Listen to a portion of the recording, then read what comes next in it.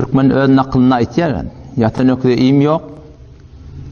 Yatan adama da din yok deyip. Dünya zahmet çekmesen gelmiyor Müslümanlık oğlum. Din hem şeyle, ahiret hem şeyle. Peygamber Aleyhisselatü Vesselam'ın hadisinin mefhumuna geliyor. Her bir cemaatiki üyse, biz şu bir cemaat. O şu üyüşmeklikten de maksatları ne? Allah'ını yatlamaklık. Allah'ın dininden, diyanetinden, Allah'ın muhabbetinden, onun Resulü muhabbetinden, kullu İslam'dan gurrun etmekçi.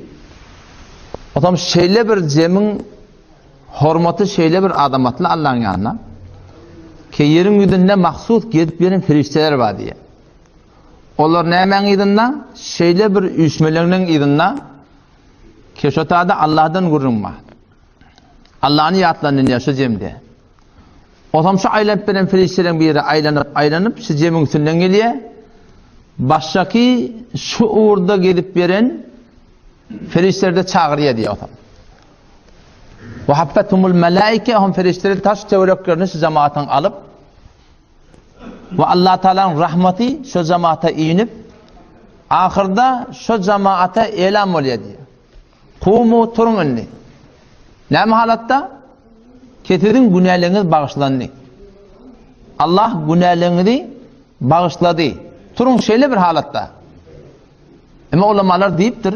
Bahayeti günahların hakkında, o günahının sagiran hakkında. Sagire günahlar sizlere celisenin bereketine, dehretin bereketine, sadakan bereketine Allah şunu mahvedecek. Elbette günah kebire deyip bir sürü günahlar var. Huday taklasın. O lokan günah değil yani. Onlara hetmin tövbe gerek. Tövbe edilmese adam onu Allah bağışlamaydı. Umumen eşleyenlerden o cümmadan o cümmaya barmaklık. Ferezen cümmaya geçiptir ben cümmaya barktırım. Ta inniki cümma yeni ben cümmaya var yani iki cümmanın arasında bolan günahlara o cümmadan o cümmaya barmak kefaret günahlara hayti günah sagire günahlar hakkında. Kebire eğer insan Hudayna karda bir günahı mürtekep bolsa onun hakkında hetmin istiğfar gerek, tövbe gerek, sadıgani Allah'ın öğrelapsın etçekke. Neme diptirin, yanlış diptirin, gelecekte de Allah'ın etçekke deyip Allah bilen ehd bağlaşmak gerek. Günahını kebiri neme, onu ulamalardan sorap alma oliyatına. Peygamber'in ayetiye, وَلَا تَرْكَبُ الْمَعْسِيَ فَاِنَّهَا سَخَطُ اللّٰهِ Günah etme, günah Allah'ın nardalığı diye. O zaman şu an hakkında haberdar olmalı.